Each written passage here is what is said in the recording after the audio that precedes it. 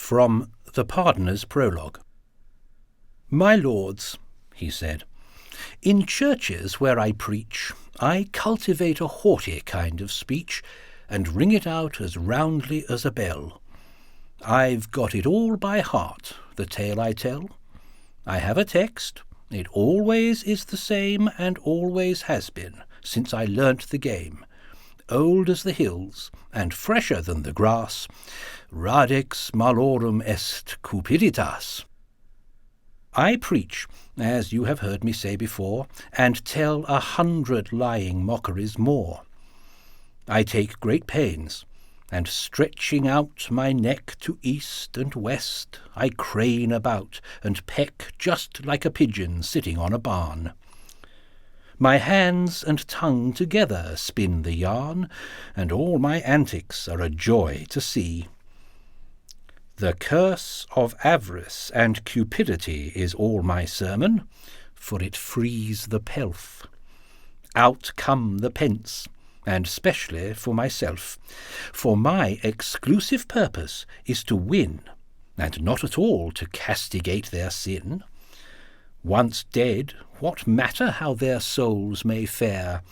They can go blackberrying for all I care. And thus I preach against the very vice I make my living out of, avarice. And yet, however guilty of that sin myself, with others I have power to win them from it. I can bring them to repent. But that is not my principal intent. Covetousness is both the root and stuff of all I preach.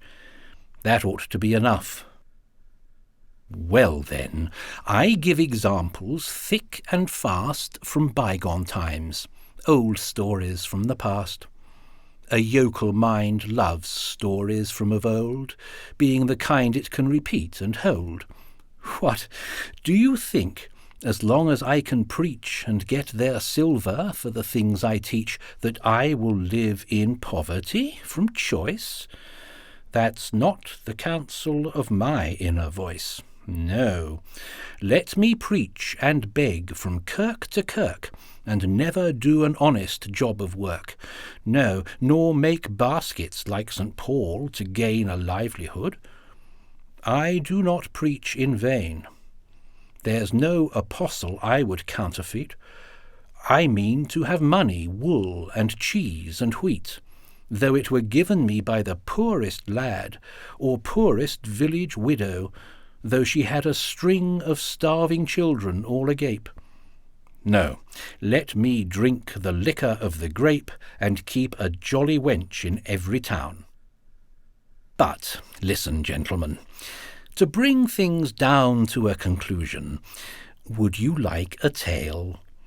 Now, as I've drunk a draught of corn-ripe ale, by God it stands to reason I can strike on some good story that you all will like. For though I am a wholly vicious man, don't think I can't tell moral tales. I can. Here's one I often preach when out for winning. From the Pardoner's Tale. It's of 3 rioters I have to tell, who, long before the morning service bell, were sitting in a tavern for a drink. And as they sat, they heard the handbell clink before a coffin going to the grave. One of them called the little tavern knave and said, "Go and find out at once, look spry, whose corpse is in that coffin passing by, and see you get the name correctly too." "Sir," said the boy, "no need, I promise you. 2 hours before you came here I was told. He was a friend of yours in days of old. And suddenly, last night, the man was slain upon his bench, face up, dead drunk again. There came a privy thief, they call him Death, who kills us all round here, and in a breath he speared him through the heart, he never stirred. And then Death went his way without a word. He's killed 1,000 in the present plague, and, sir, it doesn't do to be too vague if you should meet him. You had best be wary. Be on your guard with such an adversary. Be primed to meet him everywhere you go. That's what my mother said. It's all I know."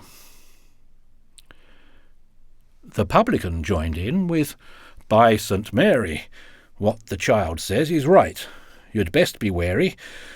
This very year he killed, in a large village a mile away, man, woman, serf at tillage, page in the household, children, all the were. Yes, I imagine that he lives round there. It's well to be prepared in these alarms. He might do you dishonour." "Ha! God's arms," the rioter said. "Is he so fierce to meet? I'll search for him, by Jesus, street by street. God's blessed bones, I'll register a vow. Here, chaps, the three of us together now. Hold up your hands, like me, and we'll be brothers in this affair, and each defend the others. And we will kill this traitor Death, I say. Away with him, as he has made away with all our friends. God's dignity tonight." They made their bargain, swore with appetite, these three, to live and die for one another, as brother born might swear to his born brother. And up they started in their drunken rage, and made towards this village which the page and publican had spoken of before. Many and grisly were the oaths they swore, tearing Christ's blessed body to a shred. If we can only catch him, Death is dead. When they had gone not fully half a mile, just as they were about to cross a stile, they came upon a very poor old man, who humbly greeted them, and thus began, "God look to you, my lords, and give you quiet." To which the proudest of these men of riot gave back the answer, "What, old fool? Give place. Why are you all wrapped up except your face? Why live so long? Isn't it time to die?" The old fellow looked him in the eye and said, "Because I never yet have found, though I have walked to India, searching round village and city on my pilgrimage, one who would change his youth to have my age. And so my age is mine, and must be still upon me, for such time as God may will. Not even death, alas, will take my life. So, like a wretched prisoner at strife within himself, I walk alone and wait about the earth, which is my mother's gate, knocking with my staff from night to noon, and crying, 'Mother, open to me soon. Look at me, mother, won't you let me in? See how I wither, flesh and blood and skin. Alas, when will these bones be laid to rest? Mother, I would exchange, for that were best, the wardrobe in my chamber, standing there so long, for yours, ay, for a shirt of hair to wrap me in.' She has refused her grace, whence comes the pallor of my withered face. But it dishonoured you, when you began to speak so roughly, sir, to an old man, unless he had injured you in word or deed. It says in Holy Writ, as you may read, 'Thou shalt rise up before the hoary head and honour it.' And therefore, be it said, do no more harm to an old man than you, being now young, would have another do when you are old, if you should live till then. And so may God be with you, gentlemen, for I must go whither I have to go." "By God," the gambler said, "you shan't do so. You don't get off so easy, by St. John. I heard you mention, just a moment gone, a certain traitor Death, who singles out and kills the fine young fellows hereabout. And you're his spy, by God. You wait a bit. Say where he is, or you shall pay for it, by God and by the Holy Sacrament. I say you've joined together by consent to kill us younger folk, you thieving swine." "Well, sirs," he said, "if it be your design to find out death, turn up this crooked way towards that grove. I left him there today under a tree, and there you'll find him waiting. He isn't one to hide for all your prating. You see that oak? He won't be far to find. And God protect you that redeemed mankind, aye, and amend you." Thus that ancient man. At once the 3 young rioters began to run, and reached the tree, and there they found a pile of golden florins on the ground, new coined, 8 bushels of them, as they thought. No longer was it death those fellows sought, for they were all so thrilled to see the sight. The florins were so beautiful and bright that down they sat beside the precious pile. The wickedest spoke first, after a while. "Brothers," he said, "you listen to what I say. I'm pretty sharp, although I joke away. It's clear that fortune has bestowed this treasure to let us live in jollity and pleasure. Light come, light go. We'll spend it as we ought. God's precious dignity. Who would have thought this morning was to be our lucky day? If one could only get the gold away back to my house, or else to yours, perhaps, for as you know the gold is ours, chaps, we'd all be at the top of fortune, hey? But certainly it can't be done by day. People would call us robbers, a strong gang, so our own property would make us hang. No, we must bring this treasure back by night some prudent way, and keep it out of sight. And so, as a solution, I propose we draw for lots, and see the way it goes. The one who draws the longest, lucky man, shall run to town as quickly as he can to fetch us bread and wine, but keep things dark, while 2 remain in hiding here to mark our heap of treasure. If there's no delay, when night comes down, we'll carry it away, all 3 of us, wherever we have planned." He gathered lots and hid them in his hand, bidding them draw for where the luck should fall. It fell upon the youngest of them all, and off he ran at once towards the town.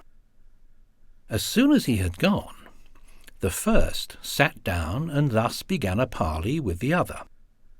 "You know that you can trust me as a brother. Now, let me tell you where your profit lies. You know our friend has gone to get supplies, and here's a lot of gold that is to be divided equally amongst us 3. Nevertheless, if I could shape things thus so that we shared it out, the 2 of us, wouldn't you take it as a friendly act?" "But how?" the other said.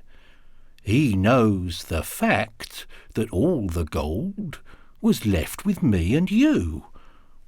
What can we tell him? What are we to do?" "Is it a bargain," said the first, "or no? For I can tell you in a word or so what's to be done to bring the thing about." "Trust me," the other said, "you needn't doubt my word. I won't betray you. I'll be true." "Well," said his friend, "you see that we are 2, and 2 are twice as powerful as 1. Now, look, when he comes back, get up in fun to have a wrestle. Then, as you attack, I'll up and put my dagger through his back while you and he are struggling as in game. Then draw your dagger too, and do the same. Then all this money will be ours to spend, divided equally, of course, dear friend. Then we can gratify our lusts and fill the day with dicing at our own sweet will." Thus these two miscreants agreed to slay the third and youngest, as you heard me say. The youngest, as he ran towards the town, kept turning over, rolling up and down within his heart the beauty of those bright new florins, saying, "Lord, to think I might have all that treasure to myself alone! Could there be anyone beneath the throne of God so happy as I then should be?" And so the fiend, our common enemy, was given power to put it in his thought that there was always poison to be bought, and that with poison he could kill his friends. To men in such a state the devil sends thoughts of this kind, and has a full permission to lure them on to sorrow and perdition. For this young man was utterly content to kill them both, and never to repent. And on he ran. He had no thought to tarry, came to the town, found an apothecary, and said, "Sell me some poison, if you will. I have a lot of rats I want to kill, and there's a polecat, too, about my yard that takes my chickens, and it hits me hard. But I'll get even, as is only right, with vermin that destroy a man by night." The chemist answered, "I've a preparation which you shall have, and by my soul's salvation, if any living creature eat or drink a mouthful, ere he has the time to think, though he took less than makes a grain of wheat, you'll see him fall down, dying at your feet. Yes, die he must, and in so short a while you'd hardly have the time to walk a mile. The poison is so strong, you understand." This cursed fellow grabbed into his hand the box of poison, and away he ran into a neighbouring street, and found a man who lent him 3 large bottles. He withdrew, and deftly poured the poison into 2. He kept the third one clean, as well he might, for his own drink, meaning to work all night stacking the gold and carrying it away. And when this rioter, this devil's clay, had filled his bottles up with wine, all 3, back to rejoin his comrades sauntered he. Why make a sermon of it? Why waste breath? Exactly in the way they'd planned his death, they fell on him and slew him, 2 to 1. Then said the first of them, when this was done, "Now for a drink. Sit down and let's be merry, for later on there'll be the corpse to bury." And as it happened, reaching for a sup, he took a bottle full of poison up and drank. And his companion, nothing loath, drank from it also, and they perished both. There is in Avicenna's long relation concerning poison and its operation, trust me, no ghastlier section to transcend what these 2 wretches suffered at their end. Thus these 2 murderers received their due. So did the treacherous young poisoner too. O cursed sin! O blackguardly excess! O treacherous homicide! O wickedness! O gluttony that lusted on and diced! Dearly beloved, God forgive your sin and keep you from the vice of avarice. My holy pardon frees you all of this, provided that you make the right approaches, that is, with sterling, rings, or silver brooches. Bow down your heads under this holy bull. Come on, you women, offer up your wool. I'll write your name into my ledger, so into the bliss of heaven you shall go, for I'll absolve you by my holy power, you that make offering, clean as at the hour when you were born. That, sirs, is how I preach. And Jesu Christ, soul's healer, I, the leech of every soul, grant pardon and relieve you of sin, for that is best. I won't deceive you. One thing I should have mentioned in my tale, dear people.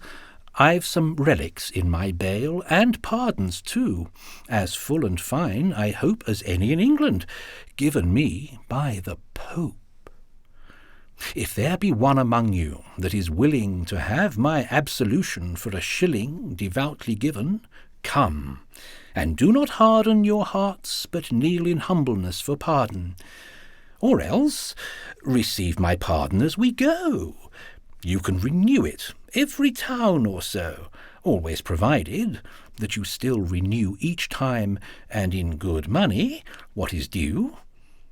It is an honour to you to have found a pardoner with his credentials sound, who can absolve you as you ply the spur in any accident that may occur.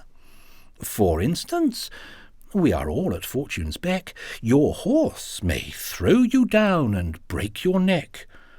What a security it is to all to have me here among you, and at call with pardon for the lowly and the great, when soul leaves body for the future state. And I advise our host here to begin, the most enveloped of you all in sin. Come forward, host, you shall be the first to pay, and kiss my holy relics right away. Only a groat? Come on, unbuckle your purse.